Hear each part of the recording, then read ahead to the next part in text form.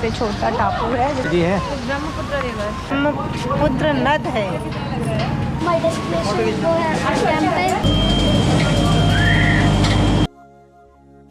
मेरे मन को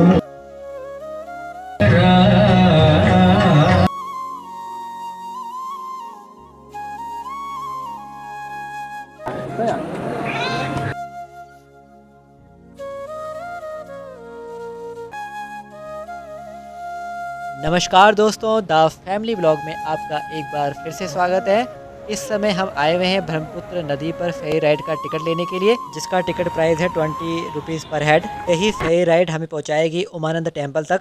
गाइस अब हम लोग जा रहे हैं क्रूज पे उमानंद मंदिर को देखने के लिए। वर्ल्ड का सबसे छोटा टापू है जिसपे एक मंदिर सिचुएटेड है। हमारे यहाँ टेम्पल जाने के बाद ही बोला जाता है कि उमानंद टेम्पल जाना है। ये ब्रह्मपुत्र नदी है। ब्रह्मपुत्र रिवर। ब्रह्मपुत्र नद के मध्य में स्थित इस सबसे छोटे आबादी वाले रिवर आइलैंड को पीकॉक आइलैंड के अलावा दो अन्य नामों से और जाना जाता है। एक उमानंद आइलैंड और दूसरा भस्मेश्वर आइलैंड। तो मुझे वेलकम पिक्चर याद आ गई। उमानंद देवालय के दर्शन किए बिना कामाख्या देवी माता की जो यात्रा है पूर्ण नहीं मानी जाती। इस मंदिर से जुड़ी जो पौराणिक कथाएं हैं उसके बारे में हम आपको आगे बताएंगे, तो आप ब्लॉग में बने रहें। तो दोस्तों अपने स्ट्रीमर की तरफ बढ़ते हैं। मुकाबले गए थे यहाँ पे सेटिंग का अरेंजमेंट। छत पे जा सकते हो। हाँ, चलेगा।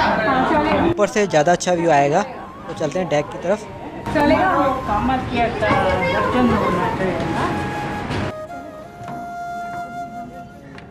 ब्रह्मपुत्र नद है। ब्रह्मपुत्र पूरे भारत में मात्र एक मेल रिवर है, यानी कि ये नदी ना होकर नद है।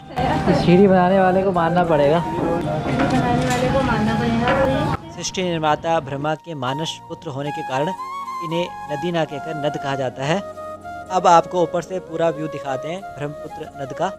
उस पीकॉक आइलैंड तक पहुंचने में ये जो स्ट्रीमर की फेरी राइड है ये 15 मिनट का समय लगाती है। अब थोड़ी देर में हमारा जो स्ट्रीमर है वो स्टार्ट होने वाला है, तो चलो दोस्तों टाइम से पकड़ते हैं अपनी फेवरेट सीट।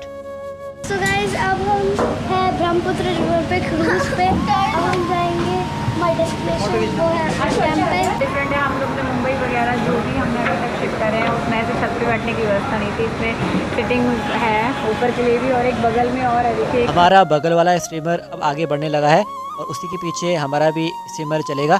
तो चलो दोस्तों लेते हैं इस स्ट्रीमर राइड का मजा।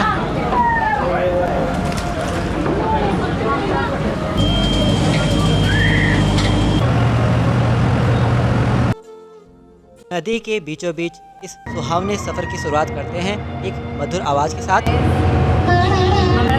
लग गया। इससे हम जा रहे हैं उमानंद टेम्पल।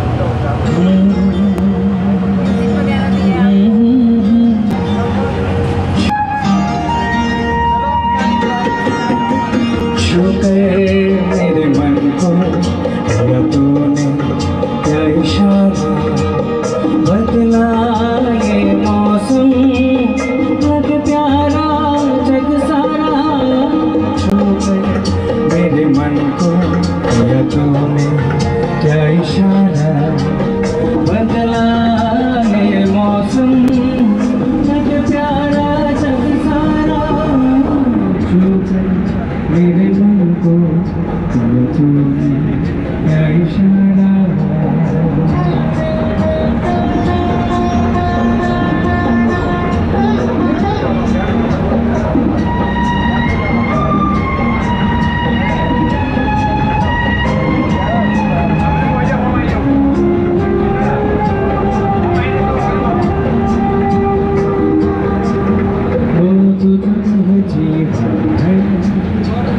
तेरे लिए मैं गाऊं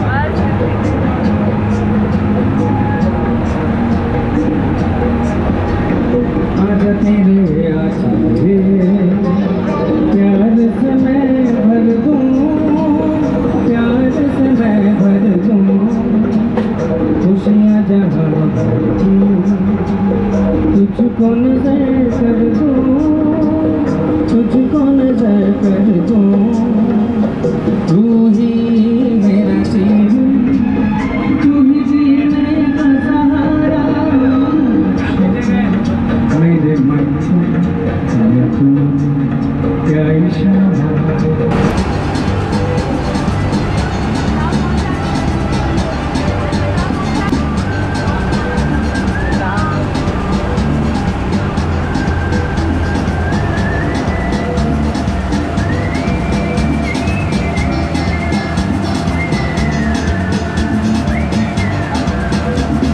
शाम मस्तानी मदहोश किए जा मुझे डोर कोई पीछे तेरी ओर लिए जा ये शाम मस्तानी मदहोश किए जा मुझे डोर कोई पीछे तेरी ओर लिए जा मस्तानी मदहोश किए जा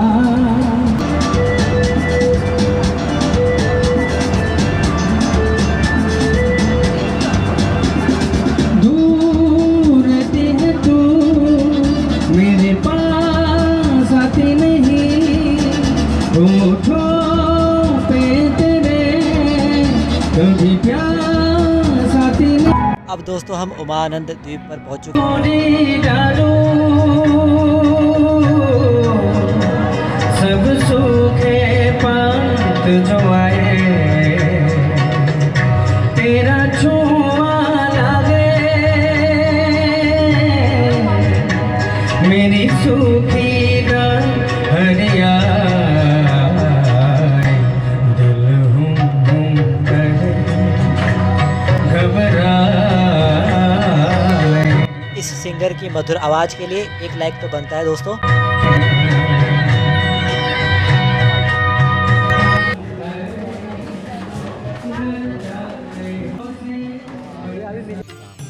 अब हम पहुंच चुके हैं उमानंद आइलैंड पर। यहाँ से हमें 200-300 मीटर ऊपर जाना पड़ेगा। मंदिर आइलैंड के टॉप पर सिचुएटेड है। भगवान भोलेनाथ को स्मरण करके उनका जयकारा लगा के अब ऊपर की तरफ बढ़ते हैं। जय हो उमानंद भगवान। पौराणिक कथाओं के अनुसार भगवान शिव ने अपनी पत्नी पार्वती की खुशी और आनंद के लिए इस द्वीप का निर्माण कराया था। भगवान शिव स्वयं यहाँ पर भयानंद के रूप में निवास करते हैं।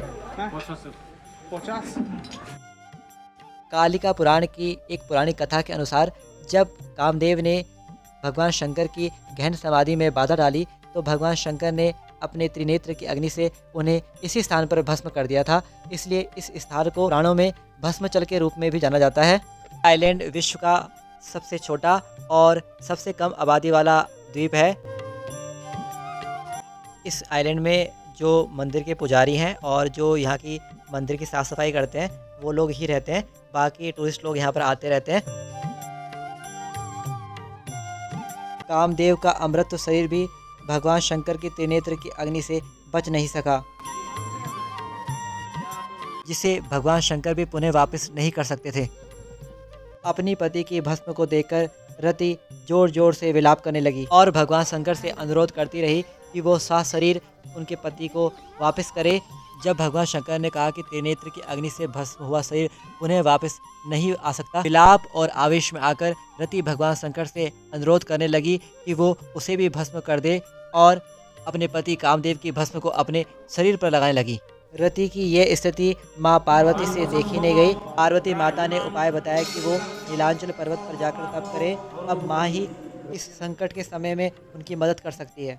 आगे की कथा आप हमारे कामाख्या वाले ब्लॉग में पहले ही सुन चुके हैं।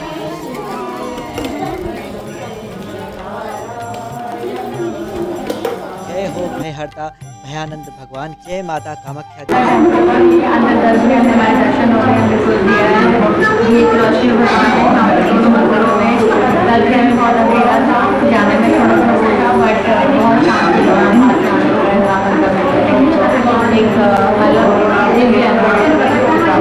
यहाँ मंदिर के बाहर एक बिल्ली घुसा रखी है। लोग इसको जगाते हैं और बताते हैं कि हम आ चुके हैं। ये क्या उमानंद आइलैंड के दाएं तरफ है उर्वशी कुंड, जिसके जो दर्शन हैं हमने आपको पहले ही ब्लॉग में करा चुके हैं। और ऐसी मान्यता है कि पूर्णिमा के दिन उर्वशी यहाँ पर अमृत लेकर आती है और अगले दिन इस कुंड के जल से माता कामाख्या की पिंडी का जलाभिषेक किया जाता है। अरे ये भी आ रहा है। रेस देख कर उसने हॉर्न बजा दिया। रेडी स्टेडी पो। वहाँ उर्वशी कुंड में इसके अलावा कई छोटे बड़े कुंड हैं जिसका जल का छिड़काव और जल पीने से शारीरिक रोग दूर होते हैं। चलो दोस्तों, अब सवार होते हैं अपने स्टीमर में और वापस चलते हैं गुवाहाटी शहर की तरफ।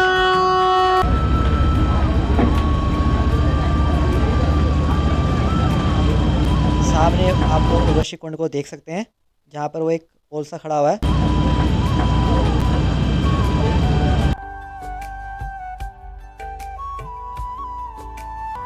इस आइलैंड की यात्रा के साथ आज के व्लॉग का एंड करते हैं।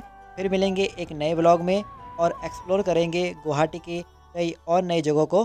तब तक के लिए हमें इजाज़त दें। धन्यवाद।